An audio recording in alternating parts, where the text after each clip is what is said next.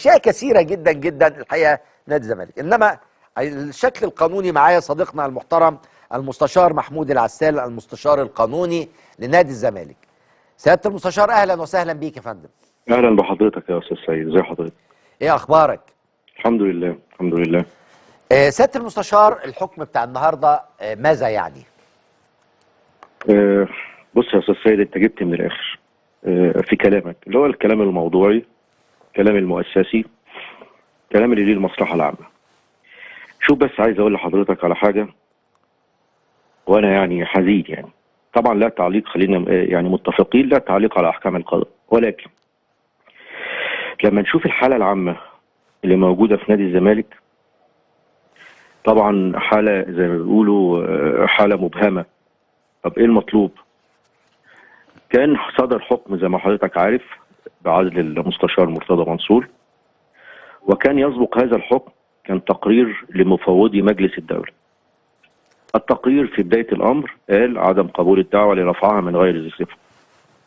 طبعا المحكمة ما خدتش بهذا التقرير في أول درجة، وادت رأيها بعزل المستشار مرتضى منصور. قلنا ما فيش مشكلة، في درجة تانية من درجات التقاضي، ودرجة تانية من درجات التقاضي اشترك معانا فيها، ويمكن عملت مداخلة مع حضرتك، المحامي الحكومة أو محامي وزارة الشباب والرياضة، وكان لي من الأسباب الواجهة القانونية اللي اتكلمت برضه مع حضرتك. المهم حضرنا أول جلسة حبينا نطلع على تقرير مفوضي الإدارية العليا. تقرير مفوضي الإدارية العليا يا أستاذ سيد قال 3 توصيات، معلش وركز معايا في كلمة 3 توصيات. اتفضل. قال أول توصية عدم قبول الدعوة لرفعها من غير ذي صفة. حلو قوي. ويا محكمة نوصي برضو لو أنت ما خدتش بالتوصية الأولى اللي هي عدم قبول الدعوة لرفعها من غير ذي صفة، نوصي برفض الدعوة اللي هي الإيه؟ الدعوة اللي بتاعت العزل. خلاص؟ على اعتبار إن اللائحة الجديدة بتاعت نادي الزمالك والراجل القضايا بتاعته او القضيه غير مخله بالشرف، وبالتالي لا ينطبق عليه النص، وبالتالي نوصي الطلب الثاني رفض الدعوه. ولو ما خدتش بعدم قبول الدعوه لرفعها من غير ذي صفه، وما خدتش كمان بالتوصيه برفض الدعوه، ففي توصيه ثالثه ودي الاخيره، ان عدم قبول الدعوه لان الوزير ملوش اختصاص ان هو يعزل مجلس الاداره او اي شخص من مجلس الاداره. هنا المحكمة تفضلت مشكورا وخدت بقى ايه توصية رابعة، دي هنشوفها وايه سببها لما تيجي الحيثيات. اللي انا عايز اقوله لك من بداية عزل الطلب بتاع المستشار مرتضى واللجوء للقضاء، تقرير مفوضي اول درجة مجلس الدولة قال عدم قبول الدعوة لرفعها من غير ذي صفة. الحكومة طعنت وكان لها من الاسباب، وكان من اهم الاسباب اللي قالتها الحكومه، بقولها لك تاني للمره المليون، من اهم الاسباب ان احنا كوزاره اقصى حاجه نقدر نعملها في مجالس الادارات، اقصى حاجه القانون اداها لنا واللائحه الماليه ان احنا نوقف. اما المحكمه انها او محكمه اول درجه انها تقول لي لا اعزل، فهي كده صدرت على المطلوب وادتني اختصاص ليس منصوص عليه في القانون. يعني القانون بيقول الوزير اقصى حاجه لما مجلس الاداره ده يروح النيابه والدنيا تتقلب والدنيا تكبر وتنزل وتطلع ومش عارف ايه، وقف واستبعاد. وده بيتفق طبعا مع الميثاق الاولمبي، لان ممنوع ان الجهه الاداريه تعمل عزل. هنا المحكمه، ده محامي الدوله، هنا المحكمه بتقول لي اعزل وانا ماليش اختصاص للعزل لان ده تجاوز عن اللي موجود في القانون. فازاي حضرتك تقول لي الكلام ده وتديني حكم او تصدر حكم؟ ده المحامي الدوله تصدر حكم تقول لي اعزل عضو مجلس الاداره. كان من الاسباب الوجيهه. ايد هذا وجهه النظر تقرير الاداريه العليا، مفوضي الاداريه العليا. فاحنا بصراحه كنا رايحين، وطبعا 3 توصيات، يعني مثلا مش التوصيه الاولى عدم قبول الدعوه لرفعها من غير صفه ولو ما خدتش بدي خد بالتوصيه الثانيه واعزل مرتضى، لا، 3 توصيات اصلي واحتياطي وعلى سبيل الاحتياط الكلي. دي بتتقال عندنا كده في القانون. لو ما خدتش بالتوصيه الاولى الاصليه خد بالتوصيه الاحتياطيه رفض الدعوه، لو ما خدتش بالتوصيه الاحتياطيه رفض الدعوه خد بالتوصيه اللي هي على سبيل الاحتياطي الكلي، اللي هي ايه؟ انتفاء القرار ان الوزير ملوش حق ان هو يعزل. طبعا مع احترامي الكامل الدايره ومع احترامي الكامل للقضاء ومع احترامي الكامل للاحكام، في توصيه رابعه او في حكم بقى صدر تجاوز هذه التوصيات. ففي الحاله ديت عايزين نشوفه. انما اللي انا عايز اقوله لك، اول ما صدرت طبعا تقرير مفوض الدوله، انا كانت بقى واقع. الراجل اتفتحت نفسه اللي هو مرتضى منصور، دخل النادي قعد 15 يوم من اول جلسه لما اطلع على التقرير. الاموال جت، عرف يدير، قعد وسط الاعضاء، ما طلعش طبعا مكتبه، جاب ترابيزه كده وقعد وسط الاعضاء، ابتدى يلبي الطلبات. ابتدى الفريق حضرتك كان ليك كلام معايا 6-1 و3-2 و2-0 و2-1 والدنيا ماشيه زي الفل، ولو في مشكله مع اللعيبه في انضباط في تحقيقات زي الفل. طيب ايه تاني بقى؟ ايه المطلوب تاني؟ هيحصل ايه تاني؟ رايحين فين تاني؟ الله اعلم. طيب انا يعني انت حكيت الحكايه وده مهم عشان الناس تعرف. سؤالي، هل يحق للاستاذ مرتضى منصور الترشح اذا تم فتح باب الانتخابات؟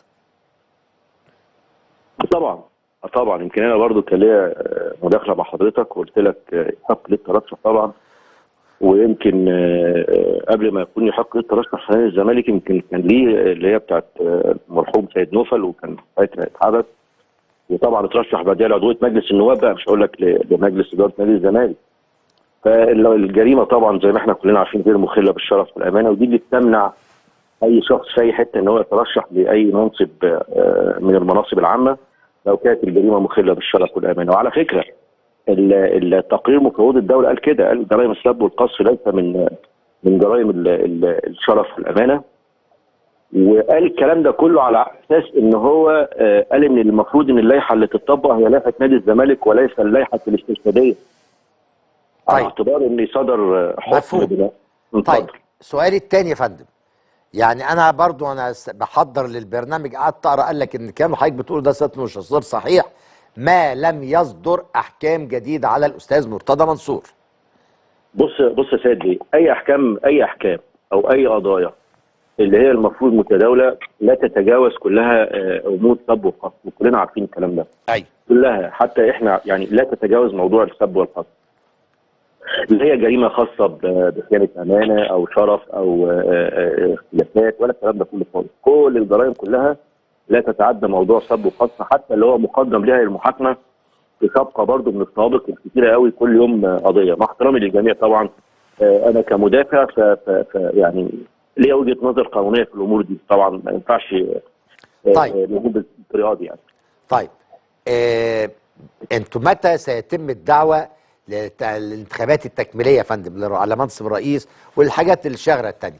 امتى سيتم؟ هو المفترض يعني هو المفروض اللائحه ابتداء من 1/7 ولمده 4 أشهر مجلس الاداره بيجتمع عشان يعقد الجمعيه العموميه ويكون فيها بند الانتخاب. فطبعا بعد الاحداث الاخيره ديت فاحنا منتظرين نشوف مجلس الاداره لما يجتمع هيحدد الامور ازاي والدنيا هتمشي. طيب يعني هل انتوا قررتوا مثلا في بسرعه ولا هتنتظروا ولا ايه؟ خاصه ان مؤسسه ضخمه زي نادي الزمالك يعني. يا فندم احنا كنا مقررين خلاص على اعتبارها الامور ماشيه خلاص. الراجل الشام يعني قال لك خلاص انا رئيس كنتوا مقررين امتى يا سياده المستشار؟ نعم كنتوا مقررين امتى؟ يا فندم من ساعه الحكم الاولاني واحنا حضرنا الامور ان احنا نخلص الامور، لكن كان عندنا بارقه امل قانونيه وفعلا لقيناها، وابتدينا ان احنا نشتغل على بارقه الامل بتقرير مفوضي الاداريه العليا، مش هقول لك مفوضي مجلس الدوله او لا ما خلاص انا مش عايز ارجع لدي يا فندم. انا طب سؤالي، في بعد صدور الحكم النهارده كيف سيتم اداره نادي الزمالك؟ يا فندم زي قبل صدور الحكم. لا على مالك اشرب ميه بس، واضح ان في حاجه. زي قبل صدور الحكم. يعني قبل صدور الحكم ما هو احنا اشتغلنا والدنيا تم ادارتها من صدور الحكم الاولاني لان واجب النفاذ. ايوه انا عارف يا فندم، انا بسالك ربما تكون المسائل اتغيرت، هل تغير شيء النهارده بصدور هذا الحكم الجديد عما كان عن امبارح مثلا؟ الراجل اساسا من اول صدور الحكم اللي فات كان بيمارس عمله كمفوض من مجلس الاداره رئيس لجنه عضويات واشتراكات والدنيا ماشيه، مفيش تغيير ولا هيكون في تغيير. يعني بعد صدور حكم النهارده هل هناك اي تغيير؟ خالص.